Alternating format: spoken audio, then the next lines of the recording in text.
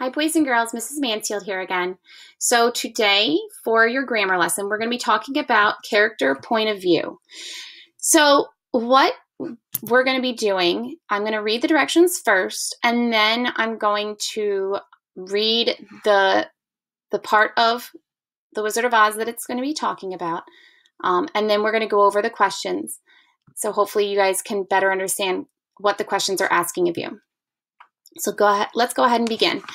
So the directions say we're going to read the excerpt, which means we're going to read the part of the story that they have on this passage from The Wizard of Oz, written by L. Frank Baum. Then we're going to answer the questions on the next pages. Remember that you can look at the questions first and reread the whole passage or just part of the passage at any time. Mrs. Mansfield usually doesn't start looking at the questions first, and I've actually taught my students the same thing. Usually what I will do is I will read what is being asked of me to read first. That way, if there's any words that I might not know, that might not make sense to me, I can kind of work through them so that the next couple times that I do read the story, because remember, you shouldn't read a story just once, the next couple times that I read them, I can, instead of just focusing on decoding and breaking down those words, I can focus on the meaning of what things what I'm trying to read. So you will also notice that next to the words, there's these numbers 1, 2, 3, and 4. And that is because when we go to answer the questions, it's going to tell you to refer back to certain paragraphs. So they've numbered the paragraphs for you. So you can see that this is paragraph 1, this is paragraph 2, this is paragraph 3, and this is paragraph 4, okay? So we'll kind of talk a little bit more about that, but remember, this is 1, this is going to be 2, this is 3, and this is 4, okay? So I'm going to go ahead and read this part of The Wizard of Oz to you. When Aunt Em came there to live, she was a young, pretty wife. The sun and wind had changed her, too. They had taken the sparkle from her eyes and left them a dull gray. They had taken the red from her cheeks and lips, and they were gray also. She was thin and gaunt and never smiled now. When Dorothy first came to her, Aunt Em had been so startled by the child's laughter. Notice you'll see that word is bold. It's darker than the other words. And I have a feeling that's because when we go to answer the questions, that's something that we're going to need to pay attention to. Aunt Em would scream and press her hand upon her heart whenever Dorothy's merry voice reached her ears. She still looked at the little girl with wonder that Dorothy could find anything to laugh at. Uncle Henry never laughed. He worked hard from morning till night and did not know what joy was. He was gray also, from his long beard to his rough boots. Uncle Henry looked sad and serious. He rarely spoke. It was Toto that made Dorothy laugh and saved her from growing as gray as her Aunt Em and Uncle Henry. Toto was not gray. He was a little black dog with long silky hair and small black eyes that twinkled merrily on either side of his funny wee nose. Toto played all day long, and Dorothy played with him. She loved him dearly. All right, so I just read the passage from The Wizard of Oz. So now we're going to take what we've read, and we're going to go answer some questions. But remember that there's 3 words that are bold, and there's a reason for that. So let's go ahead to the questions. Okay, so thinking about just the part that we read, you are going to, for number 1, circle the characters in the passage. There might be other characters that they have listed here, but only think about the ones that we talked about in that part of the story, okay? And then number 2 says to describe the characters that paragraph 1 and 2 are mostly about. It says to use the name of the character and complete sentences in your answers. So that means that you don't want to just write so-and-so and so-and-so, or, I'm going to make up a character because I don't want to give you the answers.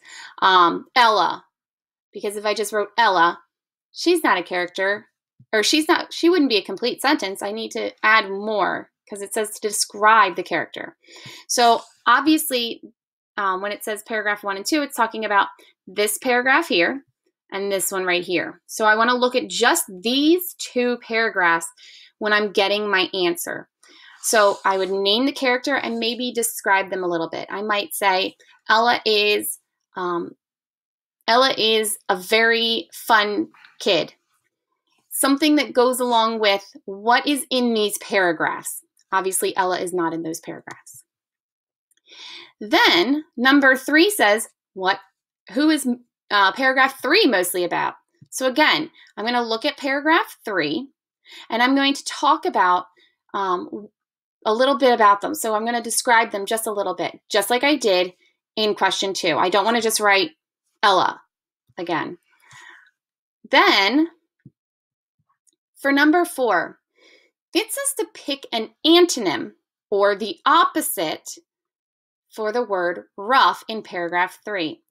So what I'm going to do is I'm going to go back and I'm going to go to paragraph 3 and oh, look, there's one of those bold words that I told you we should pay attention to. So if I look at rough, I would probably want to reread that sentence to try and figure out what I'm looking for as being the opposite. So I'm going to reread that sentence. He was gray also, from his long beard to his rough boots. Okay, so I'm going to think about what rough means, and then I'm going to think about what would mean the opposite of rough in that sentence. And then I'm going to circle it. Number 5, I want to choose adjectives. So remember, adjectives are things that describe a noun. So if I am choosing adjectives, I want to choose them for the people or the person in paragraph 3. So I'm thinking more along the lines of this question, who did I talk about in question 3? Because that was from paragraph 3. And how would I describe them? How would I describe that person? Then question 6 kind of goes along with that same person that we learned about in paragraph 3. Why did you choose one of those adjectives? So if you chose an adjective that said silly, well, why did you choose silly?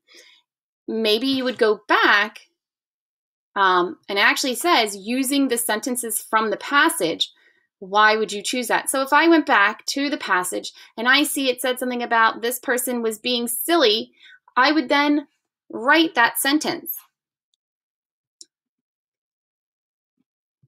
Number 7 says to look at paragraph 2.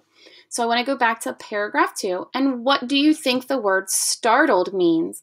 So sounds like another one of those bold words. Yep, it is. So it says, when Dorothy first came to her, Aunt Em had been so startled by the child's laughter. What does startled mean? What word could I use to replace startled and the sentence would still make sense? Question number 8. What character makes Dorothy happy? So I'm going to write that character's name right here. And then to go along with that question, number 9 says, how does that character make Dorothy happy? So it then does say, be sure to use words, phrases, or sentences from the passage. So this is another one where I could go back into my paragraph or my story, and I can pick out whole sentences that help me say why I chose that character. I could rewrite an entire sentence from the story. And then the last question says, pick a synonym, something that means the same or almost the same thing as the word twinkled in paragraph 4. So again, another one of our bold words. So I'm going to read that sentence and it says, Toto was not gray. He was a little black dog with long silky hair and small black eyes that twinkled merrily on either side of his funny wee nose. So what word means almost the same thing as twinkled in that sentence? All right, guys, I think you should be able to, I think you should be able to answer these questions now. So good luck and have fun.